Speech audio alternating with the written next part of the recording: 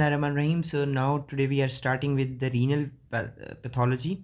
ठीक है, तो सबसे पहले हमें पता होना चाहिए रीनल सिस्टम का सबसे मेन ऑर्गन है किडनी। ठीक है, बॉडी के अंदर दो किडनीज प्रेजेंट होते हैं normally, they are called as therefore they are paired.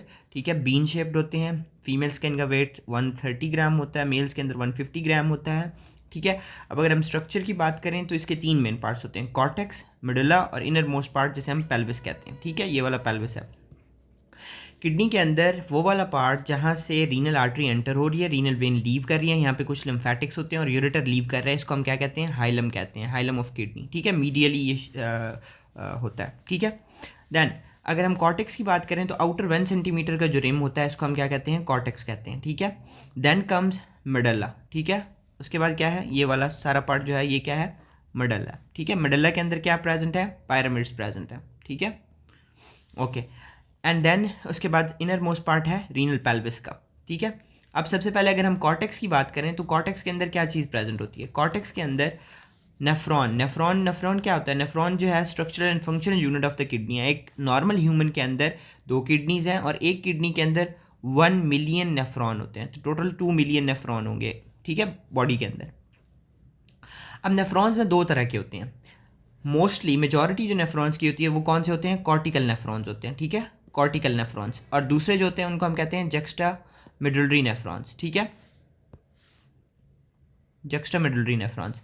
Cortical nephrons क्या करते हैं, कॉर्टिकल नेफ्रॉन्स जो होते हैं, कॉर्टिकल नेफ्रॉन्स वो वाले नेफ्रॉन्स होते हैं जिनके अंदर नेफ्रॉन पूरे का पूरा, ठीक है, नेफ्रॉन के पार्ट्स मैं आपको बाद में बताता हूँ, सारे का सारा नेफ्रॉन जो है वो प्रेजेंट कहाँ पे होता है, इनटू द कॉर्टेक्स। ठीक है, जबकि जक्स्टोमेडुलरी नेफ्रॉन्स के अंदर इनका जो प्रॉक्सिमल पार्ट होता है जैसे कि glomeruli, proximal convoluted tubule, distal convoluted tubule, ये तो कॉर्टेक्स में प्रेजेंट होते हैं, लेकिन इनकी ट्यूब्यूल्स जो होती हैं जैसे कि लूप ऑफ हेनले वगैरह, ये इनटू द मिडला प्रेजेंट होती हैं। ठीक है, तो 2 तरह के नेफ्रॉन्स हैं, कॉर्टिकल नेफ्रॉन्स 85% तकरीबन जो हैं वो कॉर्टिकल नेफ्रॉन्स होते हैं और 15% जक्स्टामेडुलरी नेफ्रॉन्स होते हैं। ओके, ये आपको पहले भी फिजियोलॉजी से रिलेटेड चीज़ें पता होंगी। अब हम लोगों ने डिजीज़ पढ़नी है। किडनी के अंदर ना 3 मेन तरह की डिजीज़ होती हैं कंजेनिटल के अलावा, ग्लोमेरुलर डिजीज़ जो कि ग्लोमेरुलर कैप्सूल को ख़राब कर रही होती हैं, tubulo interstitial disease and vascular disease.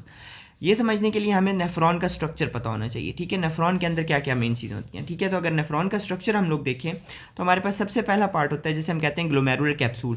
Glomerular capsule के 2 पार्ट्स होते हैं, ग्लोमेरुलस एंड बोमेन कैप्सूल। ठीक है, ग्लोमेरुलस क्या होता है, टफ्ट ऑफ कैपिलरीज। देखिए, रीनल आर्टरी से हमारे पास एफरेंट आर्टरियोल आता है और इफरेंट आर्टरियोल लीव करता है और ये फिल्टर करता है ब्लड को इनटू द बोमेन कैप्सूल। ठीक है, तो ये दोनों मिला के क्या बना रहे होते हैं, ग्लोमेरुलर कैप्सूल। पहला पार्ट हो गया।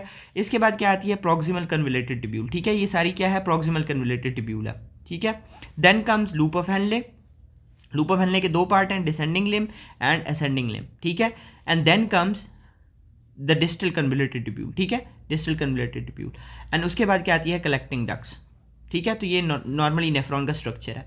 अब अगर हम आर्टरीज और वेन्स की बात करें तो हमारे पास सबसे पहले रीनल आर्टरी से हमारे पास ये रीनल एफरेंट आर्टरियोल आ रहता है, इफरेंट आर्टरियोल लीव कर रहता है। फर्दर ये डिवाइड होते हैं इनटू कैपिलरीज। आपको पता है आर्टरियोल के बाद क्या आती हैं, कैपिलरीज आती हैं। तो ये पेरीट्यूबुलरी कैपिलरी प्लेक्सेस बना रहते हैं, जो ये सारी tubules, distal convoluted tubule, proximal convoluted tubule, इनके अराउंड रैप अराउंड हुए होते हैं।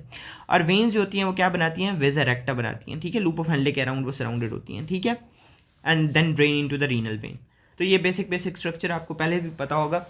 अब हमने अगर ग्लोमेरुलर डिजीज़ पढ़नी है ना, ग्लोमेरुलर डिजीज़ इस चैप्टर के अंदर रीनल की सबसे ज़्यादा डिजीज़ जो है वो ग्लोमेरुलर से रिलेटेड हैं। ठीक है, ग्लोमेरुलोनेफ्राइटिस, ग्लोमेरुलोपैथीज, बहुत सारी। ठीक है, तो वो समझने के लिए हमें ग्लोमेरुलर कैप्सूल का स्ट्रक्चर पढ़ना बहुत ज़रूरी है। ठीक है, ग्लोमेरुलर का स्ट्रक्चर मेनली ग्लोमेरुलस के अंदर क्या क्या चीज़ें हैं, ग्लोमेरुलर कैप्सूल की अगर हम बात करें तो 2 मेन चीज़ें मैंने बताई। एक क्या चीज़ होती है, ग्लोमेरुलस, जो कि क्या है, टफ्ट ऑफ कैपिलरीज, एंड दूसरा क्या है, बोमेन कैप्सूल। ठीक है, तो इन्हीं को हम डिटेल में पढ़ते हैं। अगर मैं इसका कट सेक्शन लूँ तो मुझे कुछ इस तरह की चीज़ नजर आएगी। ठीक है, तो यहाँ पे आप देखें एफरेंट आर्टरियोल आ रहा है, वो फर्दर टफ्ट ऑफ कैपिलरीज, ये सारी कैपिलरीज हैं, ये भी कैपिलरीज हैं, ये भी कैपिलरीज हैं, बहुत सारी कैपिलरीज के अंदर डिवाइड होता है। ठीक है, and then leaves as efferent arteriole. ठीक है, तो ये तो हो गया मैंने बता दिया आपको ग्लोमेरुलस से रिलेटेड। अब बोमेन कैप्सूल भी तो है। बोमेन कैप्सूल के 2 मेन पार्ट्स होते हैं। ठीक है, 2 मेन एपिथेलियम्स बना रहे होते हैं। ठीक है, एक हमारे पास होती है जिसको हम कहते हैं विजरल, जो कि इन कैपिलरीज को सराउंड कर रही होती है, ठीक है। मैंने कहा बोमेन कैप्सूल की दो पार्ट्स होते हैं, ठीक है। एक एपिथीलियम जिसको हम कहते हैं विजरल एपिथीलियम और दूसरी होती है जिसको हम कहते हैं पैराइटल एपिथीलियम, ठीक है। अब ये वाली जो है जो कि स्टफ्ड ऑफ कैपिलरीज को बाहर से सराउंड कर रही है, इसको हम कहते हैं विजरल एपिथीलियम, ठीक है। जो बाहर है इसको हम क्या कहते हैं, पैराइटल एपिथीलियम, ठीक है। होपफुली आपको समझ आ गई होगी। तो अगर हम पूरे स्ट्रक्चर का ग्लोमेरुलर कैप्सूल का स्ट्रक्चर देखें, उसमें क्या क्या चीज़ें हमें नजर आती हैं, ठीक है। बोमेन कैप्सूल की दो एपिथीलियम है हमारे पास, क्या क्या चीज़ें हैं, विजरल एपिथीलियम जो कि अंदर टफ्ट ऑफ कैपिलरीज को सराउंड कर रही है, पैराइटल एपिथीलियम बाहर वाली, ठीक है।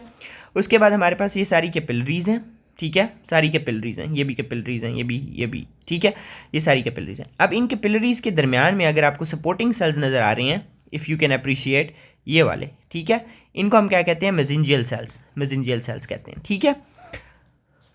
एफरेंट और इफरेंट आर्टरियोल्स हैं बाकी। होपफुली आपको ये स्ट्रक्चर समझ आ गया होगा। रीनल फंक्शन टेस्ट आपको पता है, रीनल एनालिसिस हम क्या करते हैं, उसकी फिजिकल अपीयरेंस, उसकी कंसंट्रेशन कैसी है, ग्रेविटी कैसी है, उससे हमें डिजीज़ पता लगाने में हेल्प होती है, ठीक है। माइक्रोस्कोपी हम कर सकते हैं, बैक्टीरियोलॉजिकल एग्जामिनेशन कर सकते हैं कि कोई इन्फेक्शन वगैरह है, ठीक है।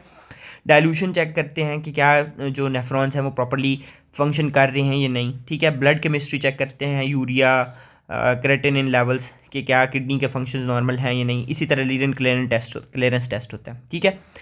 अब अगर हम इसी को एक और तरह से देखें, सिस्टमिकली हम एक डायग्राम बनाएं, तो आपको क्या क्या चीज़ें नज़र आएंगी। आपको पता है ना कि ग्लोमेरुलस जो है उसने क्या करना है, ग्लोमेरुलस ने आना है, ठीक है।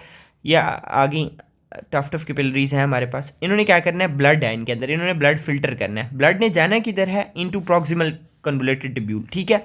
तो वो जाने से पहले वो पहले किधर आएंगी, बोमेन कैप्सूल के अंदर, ठीक है। तो बोमेन कैप्सूल और ग्लोमेरुलस एक फिल्ट्रेशन बैरियर बना रहे होते हैं, ठीक है, फिल्ट्रेशन बैरियर। अब उस फिल्ट्रेशन बैरियर की स्ट्रक्चर को समझना बहुत ज़रूरी है। If you have to learn and remember the histology, तो ये करना बहुत ज़रूरी है, ठीक है।